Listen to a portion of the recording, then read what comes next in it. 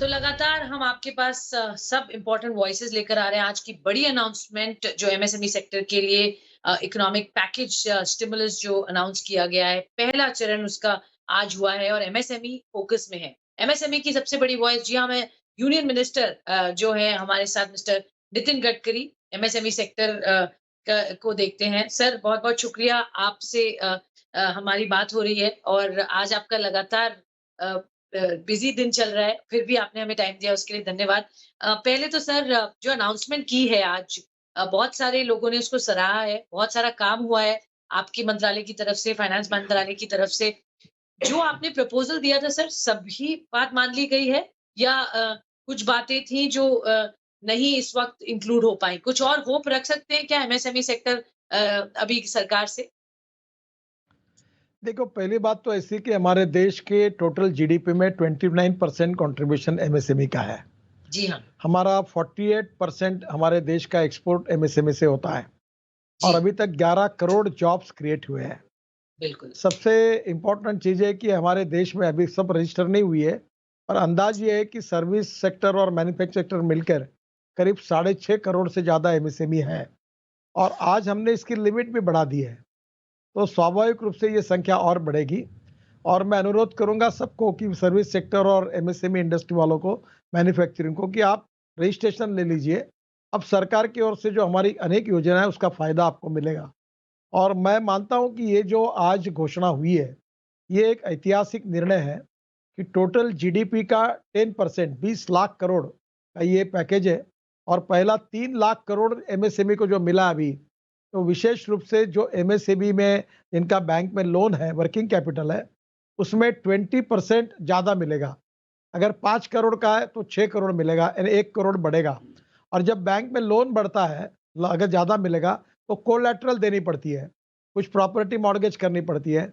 इसमें पहला बार ये हुआ है कि ये 1 करोड़ आपको एडिशनल मिलेगा, इसमें आपको कोलैटरल गारंटी देने की कोई ज़रूरत नहीं है। तो ये हुँ। 3 लाख करोड़ 45 लाख एमएसएमई को मिलेंगे, जो मार्केट में लिक्विडिटी बढ़ेगी और एमएसएमई को बहुत बड़ा उसके एक एक बूस्टर डोज मिला हुआ है, जिसके कारण वो आगे दौड़ सकेंगे। जैसे आईसीयू में जो पेशेंट होता है, उसको हुँ। ऑक्सीजन जैसे देते हैं, वैसे वो एकदम ताकत आती है, वैसी ये स्थिति है और ये बहुत बड़ा काम प्रधानमंत्री जी ने किया है। बिल्कुल, आपकी सरकार ने ये ज़रूर बड़ा काम किया है इस सेक्टर के लिए और आज हमने बहुत सारे एमएसएमई से बात भी की, तो उनका भी कहना था कि वो ये बड़ा वेलकम स्टेप देखते हैं। हालाँकि कुछ इश्यूज़ पे उनके कंसर्न्स थे सर, फॉर एग्ज़ाम्पल डेफिनिशन पर उन्होंने कहा कि थोड़ा-सा वहाँ उनको निराशा हुई, 100 करोड़ की बजाय 250 करोड़ रखते तो बेहतर था। कहीं एक्सपोर्ट्स को लेकर उनको उम्मीद थी, इंटरेस्ट सबवेंशन पर उम्मीद थी। आप इन सब बातों पे क्या कहेंगे? क्या हम मान लें जो आज अनाउंसमेंट्स हुई है ये फाइनल हो गई हैं और अब इसमें कोई और ज़रूरत नहीं है परामर्श की, या अभी भी कुछ गुंजाइश है देखिए, चेंजेस की? देखो, पहली बात तो ऐसी है कि आप थोड़ा-सा ये एमएसएमई की जो हमने ये बढ़ाई है, उसकी डेफिनिशन। अ, ट ट डेफिनिशन बदली है, इसको आप समझ लीजिए। पहले डेफिनिशन में क्या था, मैन्युफैक्चरिंग सेक्टर और सर्विस सेक्टर अलग-अलग था और जी। उसमें माइक्रो में इन्वेस्टमेंट 25 लाख थी, अब वो हो गई 1 करोड़, 4 गुना बढ़ा है। हुँ, जो इन्वेस्टमेंट सर्विस के लिए 10 लाख थी, सर्विस सेक्टर के लिए, वो टर्नओवर अब 5 करोड़ हो गया है। हुँ, जो स्मॉल के लिए 5 करोड़ इन्वेस्टमेंट थी, वो अब 10 करोड़ दुगनी हो गई है। जो टर्नओवर 2 करोड़ था, वो अभी 50 करोड़, 25 गुना बढ़ा है। और मीडियम के लिए जो इन्वेस्टमेंट 10 करोड़ थी, अब वो 20 करोड़ हुई, दुगनी हो गई है। और टर्नओवर जो 5 करोड़ था, ये हमारे इसके लिए सर्विस सेक्टर के लिए वो अब 100 करोड़ हो गया। यानी एक प्रकार से ये कितना बड़ा बदलाव है। और अभी हमने मैन्युफैक्चरिंग और सर्विस को एक कर दिया है। तो ये स्वाभाविक रूप से मुझे लगता है कि ये ऐतिहासिक डिसीजन है और इससे एमएसएमई में और लोग कवर होंगे और राज्य सरकार, भारत सरकार और बैंकों की अनेक जो योजना है और जो कंसेशंस है, जो इंसेंटिव्स है, इसका फायदा सबको मिलेगा। ये बहुत बड़ी अचीवमेंट है, ऐसा मुझे लगता है।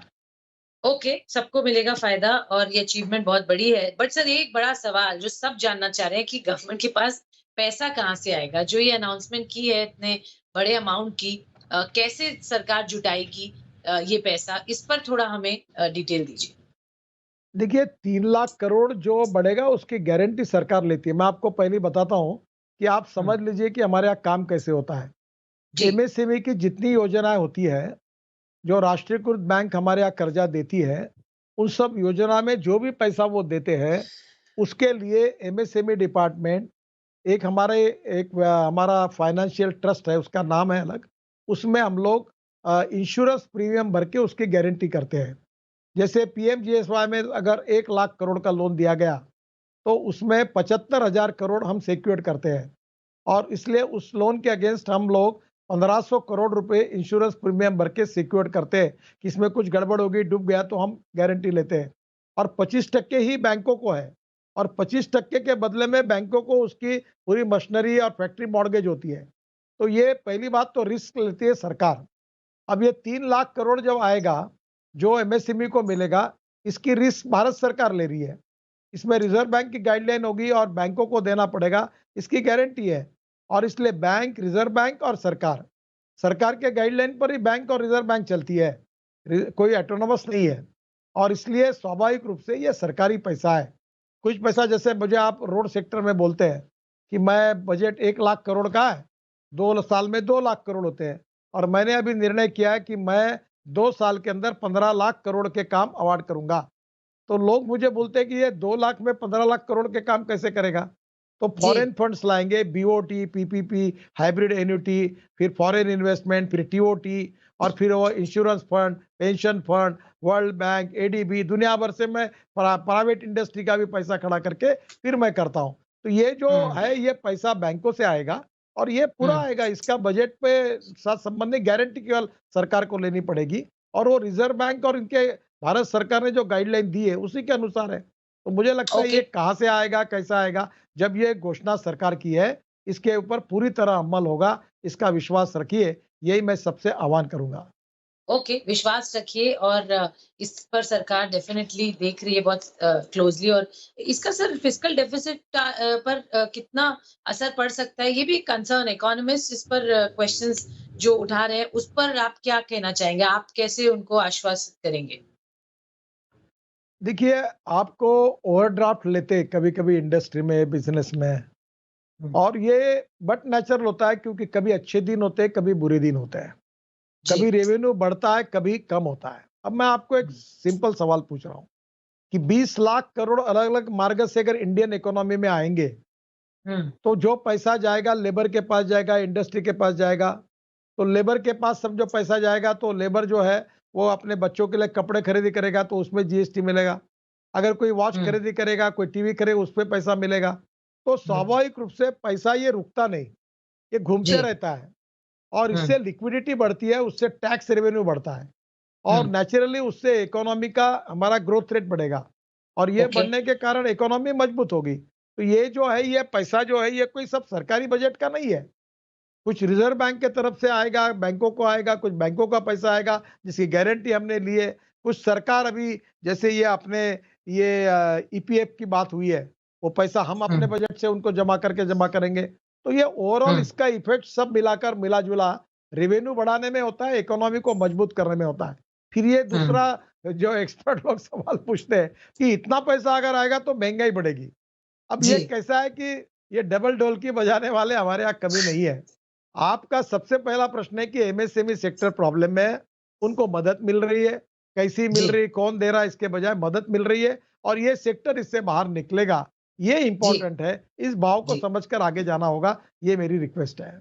ओके सर, एक सवाल और मैं जानना चाहती हूँ, क्योंकि आप इतने अच्छे से विस्तार से समझा रहे हैं, हमारे दर्शक ज़रूर जानना चाहेंगे कि ये जो प्रपोज़ल किया है आपने, देखा है हमने कि public transportation inter state transport की तरह से शुरू करने की बात हो रही है। कई एमएसएमईज़ हैं जिनके बिज़नेस इससे इफ़ेक्ट हो रहे हैं।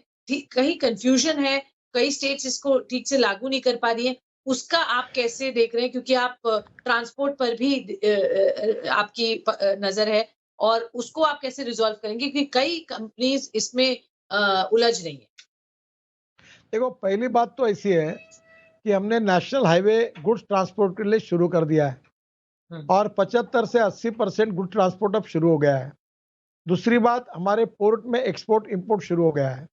अब पब्लिक ट्रांसपोर्ट के बारे में स्वाभाविक रूप से इसका निर्णय राज्य सरकार को और भारत सरकार के गाइडलाइन को अभी 17 तारीख खत्म होने के बाद उनको लेना पड़ेगा। अभी हमने क्या किया, अभी मेरे पास ब्यूटी पार्लर और हेयर कटिंग सैलून के लोगों का निवेदन आया। फिर हमारे यहाँ मॉल्स वालों का आया कि हम लोग गवर्नमेंट ने जो गाइडलाइंस दी है, 1 मास्क लगाना है, 2 1 मीटर से ज़्यादा डिस्टेंस मेंटेन करना है, 3 आते-जाते समय घर में, ऑफिस में हैंड हैंड सैनिटाइज़र से हाथ साफ करना है। अब तीनों बातों का अमल करके हमको काम करना होगा और इस इंडस्ट्री को भी अपने लेबर्स के लिए उनके शेल्टर और फूड के बारे में भी मॉरल रिस्पॉन्सिबिलिटी लेनी पड़ेगी। और सबसे इम्पोर्टेंट चीज़ जो है मैं आपको बताना चाहता हूँ, क्योंकि मैं एक बहुत इंटरेस्टिंग बात आपको बताऊँगा कि मैं जी। पिछले 20 दिन में हुँ। सोशल मीडिया में गया था, उसका एग्ज़ैक्ट आंकड़ा अब भी मुझे मिला है। तो मैं मेरे ट्विटर पर 4 करोड़ 72 लाख लोगों के पास पहुँचा हूँ और वाह! फेसबुक में 2 करोड़ 96 लाख 1,249 लोगों के पास मिला हूँ। ओवरऑल हुँ। इम्प्रेशन है 7 करोड़ 68 लाख 1,249। तो हाँ। सब जगह ये इतने लोगों के पास जाने के बाद मेरे ध्यान में एक बात आई कि लोगों में जी, फ़ियर है, डर है और जी। ये मैं आपको कहना चाहता हूँ कि positivity and self confidence create करना होगा और सबसे इम्पोर्टेंट चीज़ है कि अब हमको आर्ट ऑफ लिविंग, जीवन जी, जीने की एक सक्सेसफुल पद्धति सीखनी होगी। कोरोना बिल्कुल। के साथ जीने की आर्ट ऑफ लिविंग सीखनी होगी और उससे धीरे-धीरे ये ट्रांसपोर्ट, पब्लिक ट्रांसपोर्ट धीरे-धीरे सब शुरू करने को पड़ेगा। आगे सब्जी बाज़ार में जाना है, तो 5 लोगों को चुने से मार्क किया है गोल, उसी में खड़े रहो, 1 मीटर का डिस्टेंस बढ़ाओ, लाइन से आओ और बिल्कुल, खरीदी करो। किराना दुकान बिल्कुल। जाना है तो वो करना पड़ेगा। तो हुँ। ये art of living with corona virus, ये ट्रेनिंग सबसे इम्पोर्टेंट है और लोगों को डराना नहीं चाहिए।